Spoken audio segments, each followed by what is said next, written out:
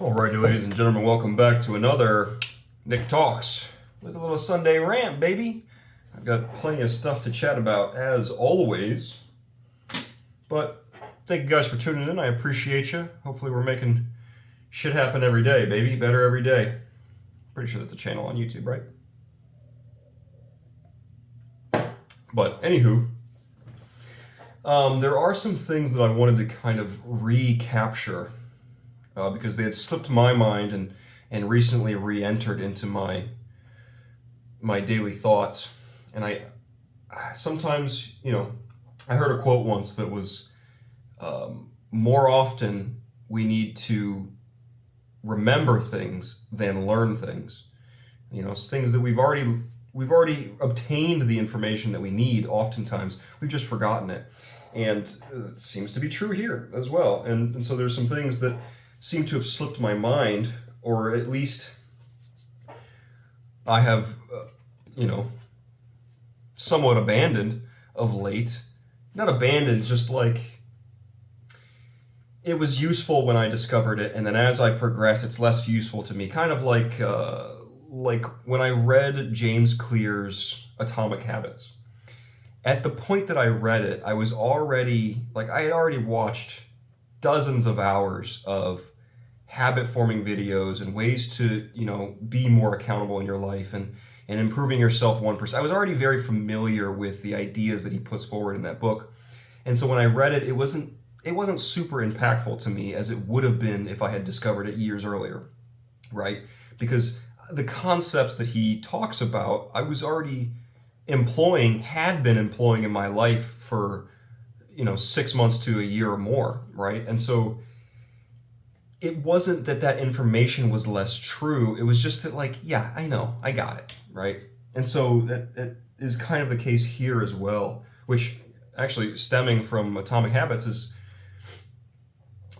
just talking about how you are ultimately in control of your life. And this is something that seems so duh to me now, but when I interact with normal people, you know what I mean, okay? Don't fucking clip me on this. When I interact with the average Joe every day, the person that works at the grocery store or whomever, it doesn't seem super obvious. And I would say even just a few years ago, well, maybe more than a few years ago, at some point in my life didn't seem obvious to me as well. When I was much younger, it just seemed like life was a thing that is happening around you, to you, rather than for you and through your own actions. And so I think this is a really important first principle to grasp, especially on the journey of self-improvement and, changing your life for the better and really making things happen. And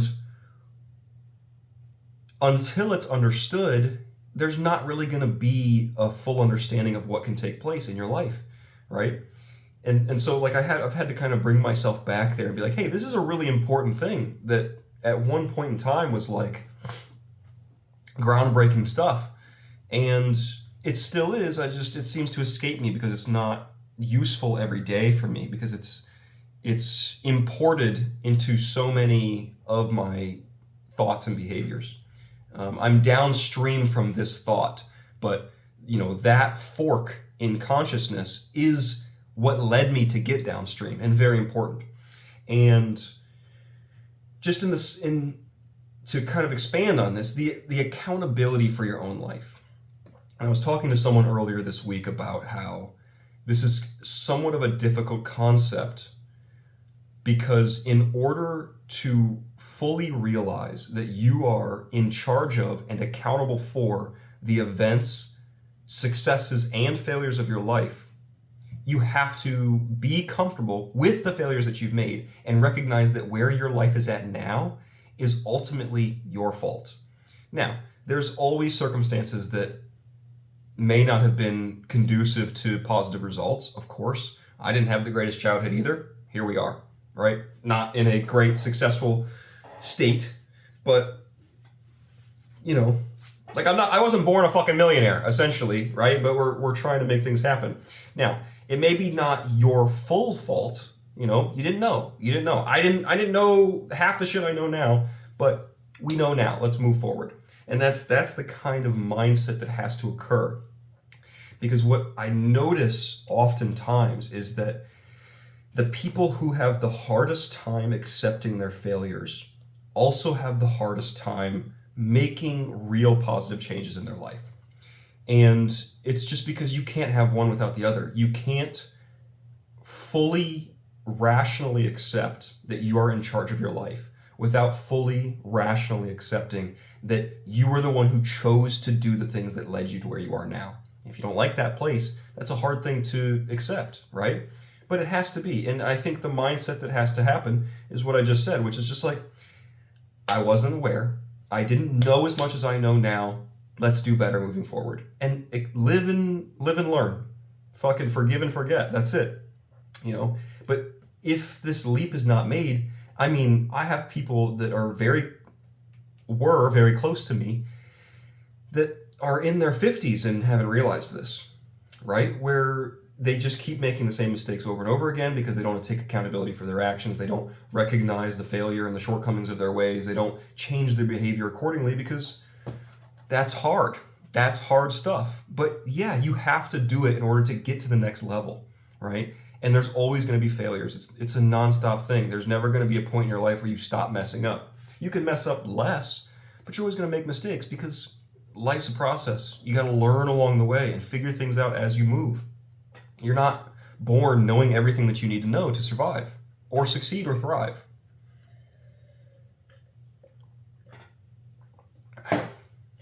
But that's something that I just kind of wanted to recapture because, like I said, it's kind of slipped my mind lately, and I'm not sure. It's probably an Alex Hormozy video that I was watching, I think, that really fully brought it back into view. That it's important not to get too far ahead of yourself, I think. And that's what I might have been doing where, I see this as, yeah, duh. But it's not a yeah, duh kind of thing. It's so important day to day, and it makes such a big difference in fully adopting this understanding. And so, I don't want to forget about such a thing. And I really got to do more research on a commonplace book. I believe that's what it's called. But something about like recording important milestones of thought and understanding in my life so that I can just leaf through there occasionally and be like, oh yeah, right. These are important things. Right. I discovered this already. Right. Because that happens often enough to where I should find a system to make this better where, I go through a thing in life and I realize some things and I say, wow, that's really impactful and important. Let me make changes accordingly.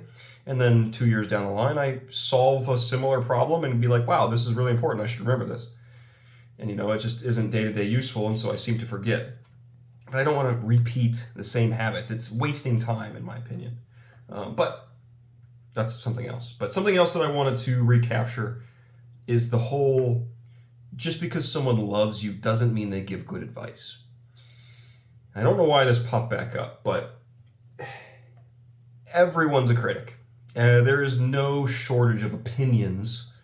I mean, look at what I'm fucking doing every day. I'm just sharing my opinion, right? I have no shortage of those, but there's no shortage of opinions from others on how you should or should not be living your life.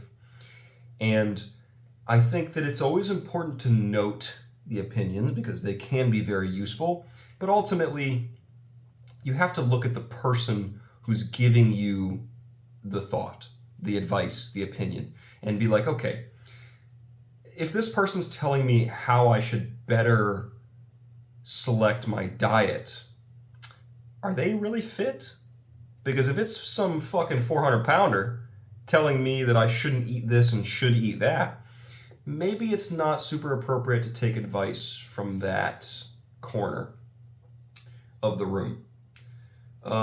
If I see someone if I have a friend or whatever who's been struggling with money since the day I met them, and they're like, hey, you really shouldn't be buying things like this. You should be doing this with your money. Do I trust them? Do they have a good track record with, monetary investments? Maybe not, right? And so just because a person genuinely cares about you, right? Just because, one of my parents says this is a good idea, if they don't have sufficient expertise to back that up as to where this is sound advice, they've proven that this stuff works, then heard. Okay, yeah, I gotcha. I get it, right? But, I think this is also an important thing to stick with and to keep in the back of your mind, in your back pocket, that you don't have to blow them off, right? But just, it's not always like, oh yeah, I should change what I'm doing. Hey, should I take this job in this different state? I don't think you should. And it's a person who's never left the same city that they were born in. Do they know anything, right? Seek advice from people whose advice matters on the topic. Seek advice from people who are well-read and experienced in the topic that you're trying to get more insight on, right? It's not really useful to ask the guy who works at CVS, how should I manage my stock portfolio? Because he probably doesn't know. And if he thinks he knows, he still probably doesn't, right? Maybe he does. Sometimes you find some crazy advice in some unlikely places. But as a general rule, now, kind of expanding on the you are in control of your life thing, kind of flip-flopping back and forth here, is I have argument for YOLO written down. I got this pad of paper here that I just kind of scribble on throughout the week, or today while I was cleaning the house. I was just listening to music and writing down things that came to me. But essentially, I often think, as I suppose we all do, simulate conversations in my mind and simulate situations that could arise. Not so dramatically as I see often on the internet, but just like if I was in a setting where someone was asking me questions, I find it a useful thought exercise to where, I invent some person. Like if I was on a podcast, if I went on fucking Joe Rogan, well, let me just imagine some things that they could ask. And then have that conversation with myself. So it's like a dialogue from me to me. And if someone were to ask me why I put so much energy in fitness, and particularly aesthetic fitness, the question could obviously come up, okay, are you trying to be a bodybuilder? Do you what is your goal? Why are you doing this? Why are you extending so much energy in this area? And this is the question that I asked me, and my answer was and would be, why not? It's kind of like what I said in the taking care of your health video. What the hell else do I have to do, right? This is the YOLO thing. You only live once. You legitimately, as far as I know, we get one chance to go around, right? And so why not do as much as possible with that one chance? Because I don't want to get to the end and be like, fuck, I could have done this, I could have done that. And I don't ever want to wonder what it would have been like. I don't ever want to get to a point where I'm like, man, I wonder how cool it would have been if I was jacked. I want to just get jacked. I wonder how cool it would have been if I knew a bunch of languages. I want to just learn languages, which I'm kind of slacking on. That's a sore spot for me, actually. But I wonder how cool it would have been to have gotten as educated as possible in my lifetime. I want to just be that. I want to do that, right? Because I only know that I have this life to experience these things. For all I know, it just goes black at the end. That's it, right? That's the only thing that I am sure the only thing that I'm sure happens is that this life ends. Now, there could be something after, there could be nothing after. I don't know. I can't tell you the truth there. And so all I can do is make sure that this one experience that I have, this one chance, one shot that I have, is as good as it can be. And so given that, I want everything. I want to experience every single thing that I can, as much as possible. I want to meet the most amount of people. I want to have the most amount of moments. I want to see the most amount of places. I want to have as many spiritual awakenings and realizations and fully understood whatever. I want to get the most out of life that I can, because why the fuck not? And so this is kind of my pitch of why not take life by the reins and do the most with it. What else is there? What do you have to lose? time, right? Effort, even if you strive towards something and fail, that time is still better spent than doing nothing and succeeding, right? If I do nothing and I succeed at doing nothing, nothing has happened. Nothing has changed. I've learned nothing. I've become nothing, right? But if I try and fail, then at least I've learned what doesn't work. At least I've become something in the sense that I am a person who at least tries for better. At least tries, right? Rather than fucking somebody who just sits in the same place, goes to the same job, exists in the same capacity with the same texture of thought forever. That's hell, dude. I don't want to get to the end and think about what I could have been and be disappointed. That sounds shitty as hell. And I don't want to be that. I don't want to be that. And I would argue that nobody else does either. They're just scared, or they don't know what to do, or they're whatever. I don't think anybody is content with nothing.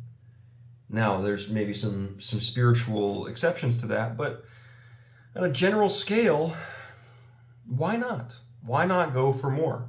Why not? Now, moving on. Something that I talked about in my last weekend update was that I've been having this problem where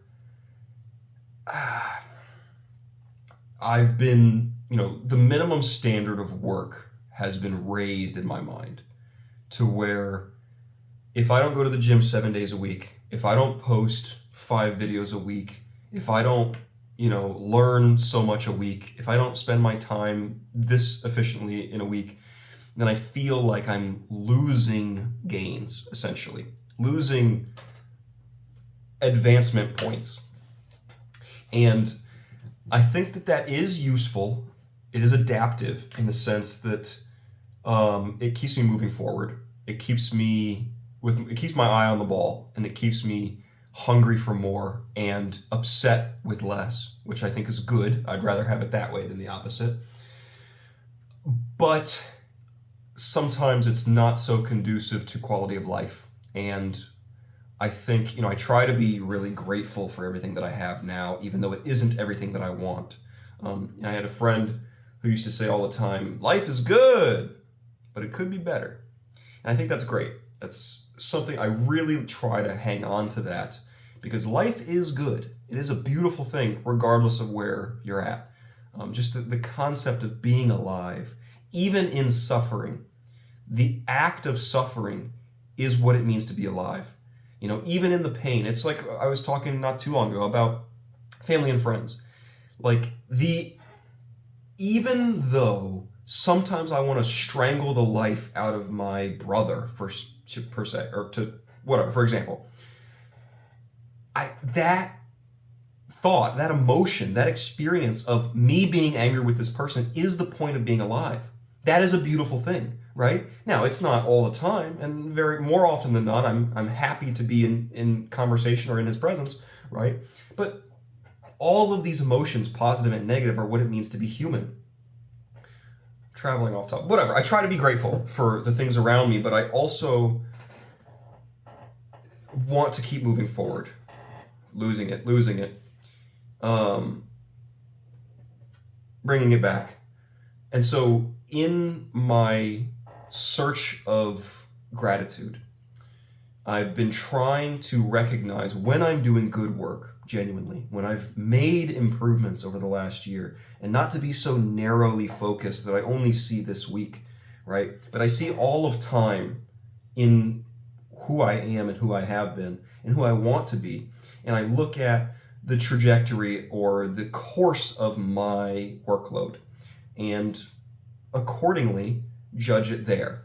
And like, okay, if I'm not doing as much work as I wanted to today or as I did last week, I'm still doing more work than I was doing 6 months ago, a year ago, 5 years ago, right? In terms of acting every day to make my life what I want it to be.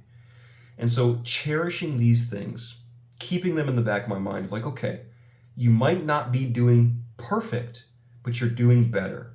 And I think one great way around this is the 1% better every day thing where, not trying to be perfect at everything now, but trying to be just a little bit better than yesterday every day. Where every single day I'm trying to think of what is just a really small improvement I could make in these different parts of my life. And then that way you have a solid upward trajectory of who you are and where your life is.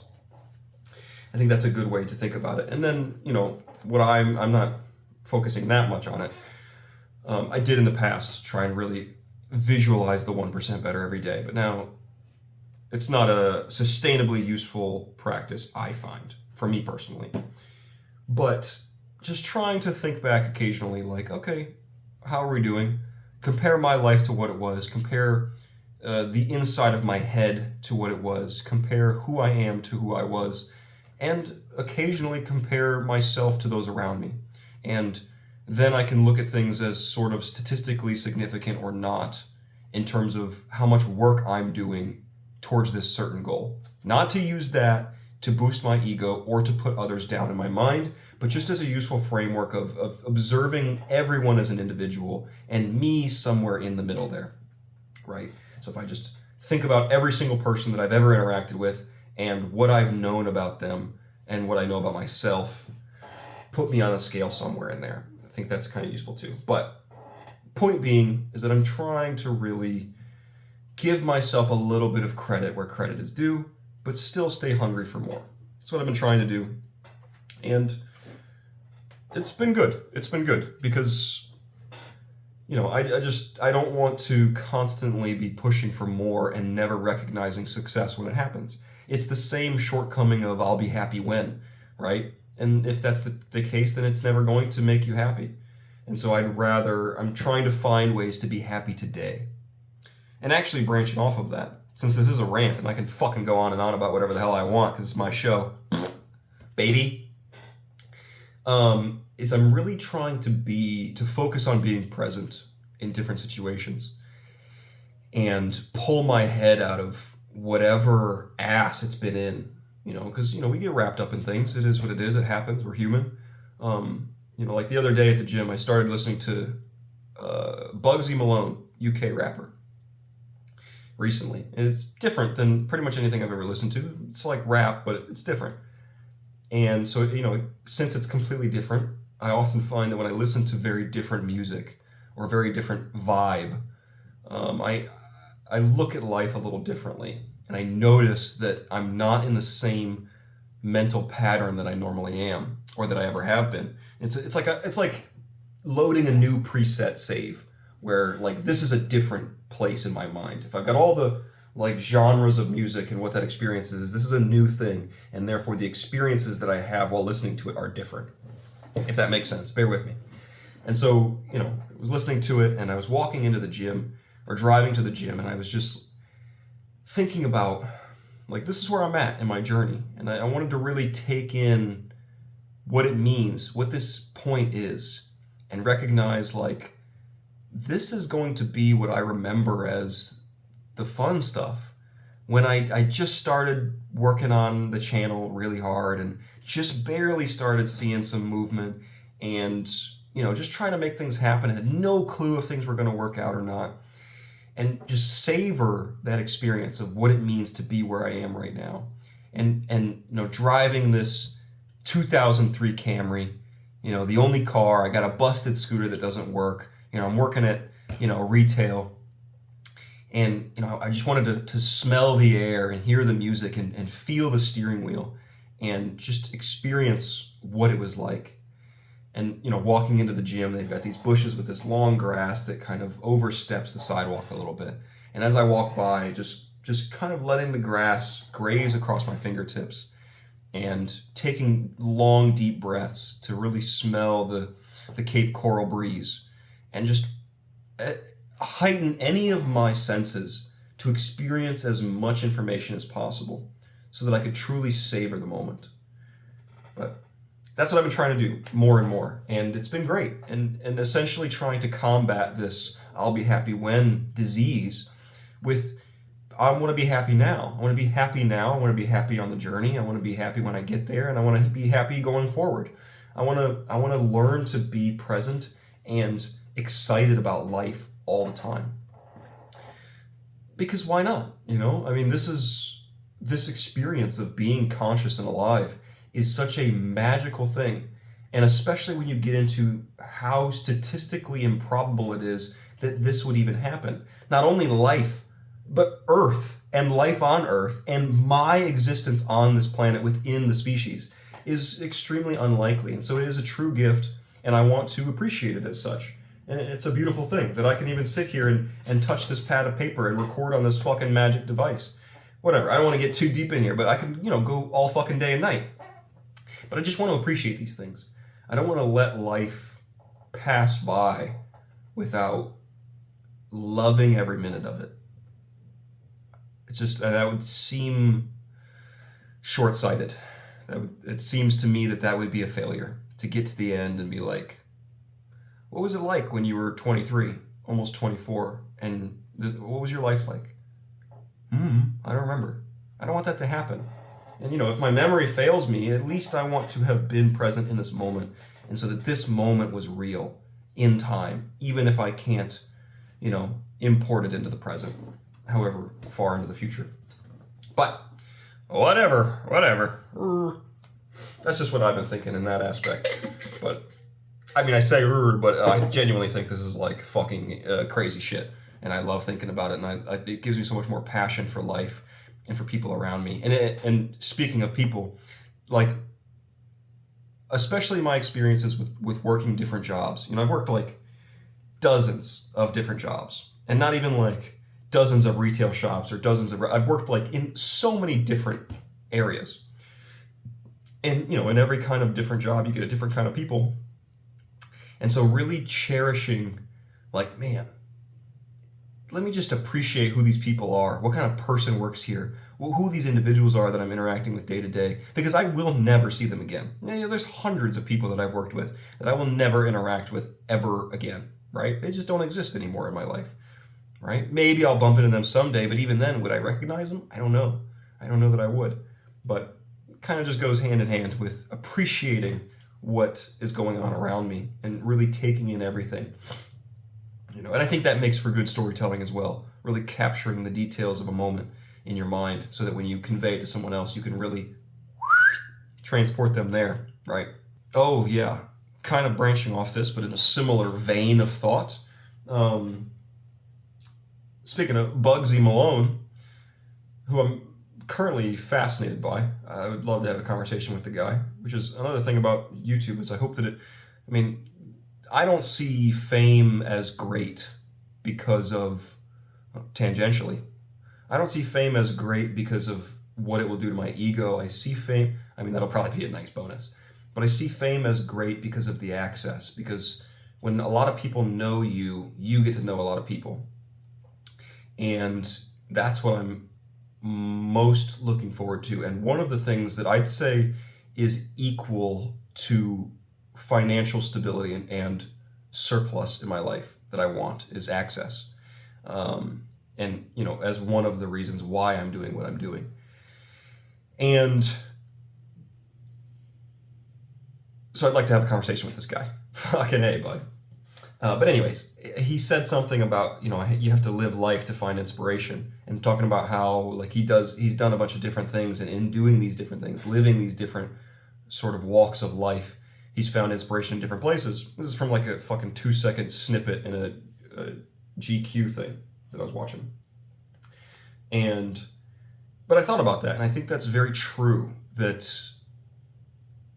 so much inspiration has come to me through the places that I've been and the people that I've interacted with, and all the dozens of jobs that I've worked, and the different families that I've been a part of, and the different people who, have been pseudo quasi siblings of mine and quasi mother figure. All these different experiences in my life have given me different insights and different understandings and different inspiration levels, or different inspirations in general, and different thought patterns. And so my point is that if you have a continuously mundane or routine or cookie cutter experience day to day, everything is the same all the time, and you're lacking inspiration, I'd say, I haven't tried this myself because I've been fortunate enough that my life is constantly, well, whether fortunate or unfortunate, depending on how you look at it, has been shaken up so many times. But just try something new. Try something out of the box that you haven't experienced before. And I bet you're going to find something in there that you didn't know you would, and that might help you moving forward. So, this kind of goes hand in hand with the experiencing everything. If you experience as much as possible, you'll be able to experience much more because you'll understand much more.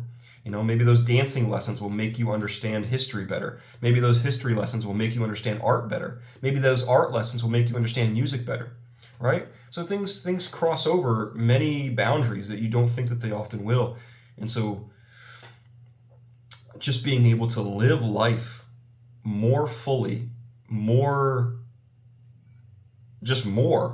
will probably give you more experiences and more understanding and more inspiration, more passion about life. The more I experience of life, the more passion I have about it.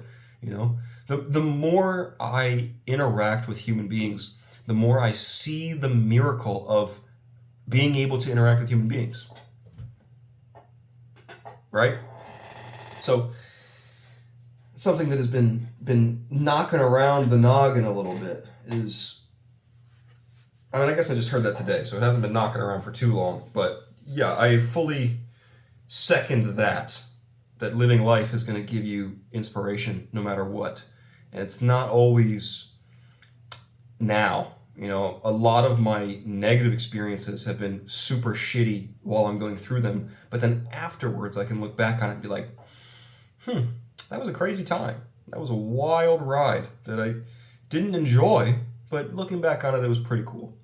It's like half the jobs that I've had are fucking shitty as hell, but looking back on them, they were so unique and so cool, so fucking awesome. In fact, I'd like to, I think, at some point, make it a mini series within these Sunday rants where I could just talk about old jobs and what it was like, because there's just so many cool experiences that I had that I've never shared and would like to relive. I'd like to relive and capture those moments so that, I can experience not only those moments again, but looking back, I can see how I felt about them in the future, just in case they ever happen to be replaced or deleted from the hard drive.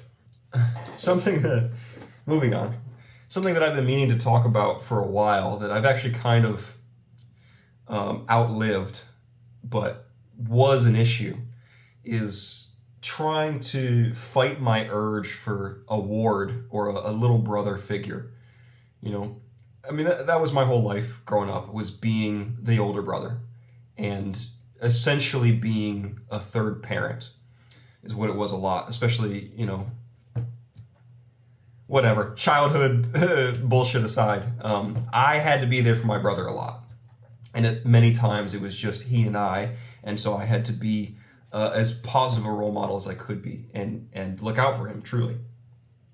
And so given that was my experience for most of my life, I'm very used to that, and I thoroughly enjoy. That's fucking probably half the reason I started this channel, was just to take my experiences and give them away, hoping that it would help somebody else, that you can look at my mistakes and look at my experiences and take it for your own and use this knowledge to make your life a little better, maybe avoid some trouble. But I seem to run into this problem, not necessarily a problem, but it can certainly be, where when I bond with someone younger than me, or sometimes of similar age, but obviously has lived less than I have, and experienced less, and understands not quite as much, is not quite, I won't call myself wise, but on the scale of wisdom is just shy of where I'm at. That when I bond with someone of this caliber, that I tend to just latch on, and it's almost like I'm adopting someone as a new little brother that I can maybe not coach, but just try and help them avoid the mistakes that I've made and give them a better shot than I had, and at least give them some kind of role model that I never had. I don't think I had a single good role model growing up. Especially not a real one. Maybe I had one that existed as a fictional character in movies or something, but no real person around me was anything that I aspired to be. Man, especially. But I tend to fall into the habit of trying to be that for someone else. And I don't force it on people, but it's, when I make a genuine friend and I connect on a different level, and then it seems very often that they also happen to be just a little bit younger than me, and, and then I take them under my wing. And so, it happened twice in Miami, and then I get to here and I start working, and immediately there's some fucking kid who's like 21 and kind of nervous, Nelly, and we start hitting it off, and I'm like, all right, I'm not fucking doing this again. All right, I've got it already. I've had my fill. I think I just need to focus on my own shit because I don't need that right now. Not that it's been a bad experience. I genuinely enjoy it. I really like at least attempting to make a difference in someone's life. But, sometimes you got to fill your cup before you can fill others, brother. And, so I've had to fight my urge to do that. And it's funny because there's been numerous instances where I meet someone who's just a little bit younger than me at work, and we start getting good. And I'm like, you should start coming to the gym with me. No, I'm not doing that. I'm not doing that. Hey, you ever heard of Andrew Huberman? No. Fuck that. I'm going to keep my shit to myself and let things happen organically. I tend to rush things too much. I think I've actually talked about this in the past, of rushing the relationship because of this exact thing. But I've learned my lesson that it's not appropriate, and I don't know how to do it yet. I don't think it's a bad thing, but I don't think I fully understand how to be a role model yet. And so I think me trying to is a disservice to both of us. And I don't think I'm stable enough. It's that same thing that I talked about in the past where, I'm not quite average enough to really bond with the people around me in terms of like, we have similar interests and goals. But I'm not quite advanced enough to have access and bond with people who are where I want to be. And so I'm in this gray space of like not shit. It's kind of like that. Like, I'm not quite nobody to be a role model. I don't quite have zero knowledge on how to be a role model, but I also don't think that I have my shit taken care of enough to where I should or can be a role model. And so I'm kind of in between here where it's like, maybe I'll just focus on my own stuff, and maybe people can take some wisdom from here and pour it into their own life. But that's about as much as I think that I should be contributing right now. And if things come up, people get wisdom from what I have to say, or I get wisdom from what they have to say, so be it. But I'm not going to be striving to do that because I invest too much. I'm like a fucking... Never mind. Never mind, dude. It's not appropriate for me at this point in time in my life to be doing such things. And so I will actively avoid that for now. If I make friends, I make friends. And if they look up to me, they look up to me. Life happens. If I'm not going to... Like, if I meet some fucking 19-year-old kid and he's like, bro, can I please go to the gym with you? Well, I'd probably say no, but whatever. Let's just cut that shit there. All right? Something that I've been meaning to talk about forever, dude, but it slips my mind every time. It's written, I drunkenly wrote it on some pad of paper somewhere in this office ages ago. But it is very true. So essentially, I noticed probably, late high school or college, whenever I started really partying, which was high school, but I don't know if I started having these thoughts. But I noticed that there are times when I'm at a really good level. Someday I'll talk about my experiences with alcohol and the levels of it and whatever. I have a lot to say about that, of course. But I'll be at the perfect level where I'm conscious and cognitive and attentive, but also impacted by the alcohol. And I noticed that sometimes there are moments in the party when everyone is doing things. Everyone is talking and the music's playing and people are playing pong and fucking, there's conversations all around, and I can be seated right in the middle of it. And all of a sudden, the world just closes in. And all of a sudden, I can just think so clearly. And I can sit there and have just a beautiful experience of thought with all this noise around me. And it's not quite like, but I guess similar to the whole clear the mechanism thing from For the Love of the Game, that Kevin Costner baseball movie, where like I still know the noises around me and I'm conscious of it, but I just operate on a different frequency. Like the frequency of the party is vibrating up here, and I can just slip underneath of it and just operate there. And, I can only do it for a little bit at a time because I'm within, like, it'll be seated right in between all these people, and they're all talking, having a good time. And I can just kind of slip out. And I can look around and be conscious enough so that people see that I'm not just like tweaking, you know what I mean? But it is in that space that sometimes I have the most interesting ideas and the most interesting thoughts. And, it's in the middle of the party, so I can never write it down, but I'll just sit there and just have this experience, and it's always amazing. It doesn't happen all the time, because it has to be kind of quite the conglomeration of factors that make this achievable. But every time it happens, I'm like, damn, this is the coolest shit. It's like just sinking away from the party a little bit and pulling myself out of what is happening around me and just entering in this zone of my own. And it's so interesting. And I've never heard anyone else talk about it before.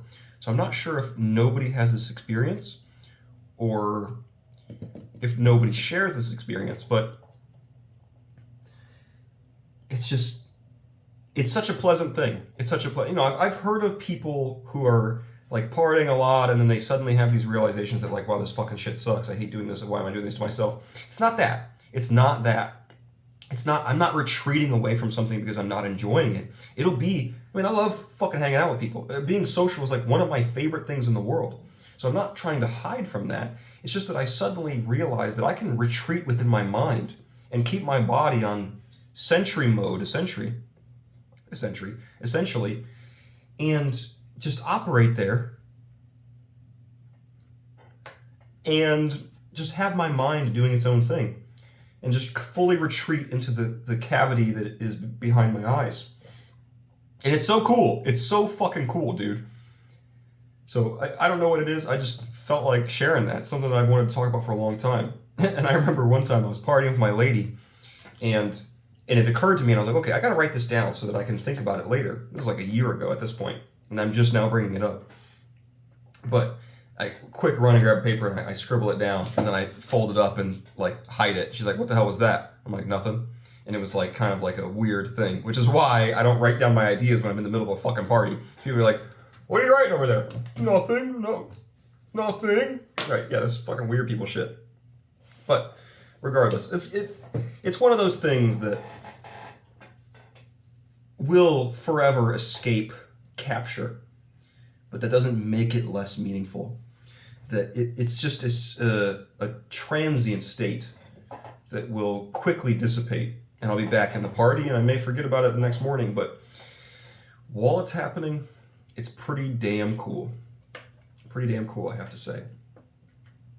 And it's always like, it's not just like some bullshit. It's always profound. It's always a profound experience where I just escape and get lost in thought.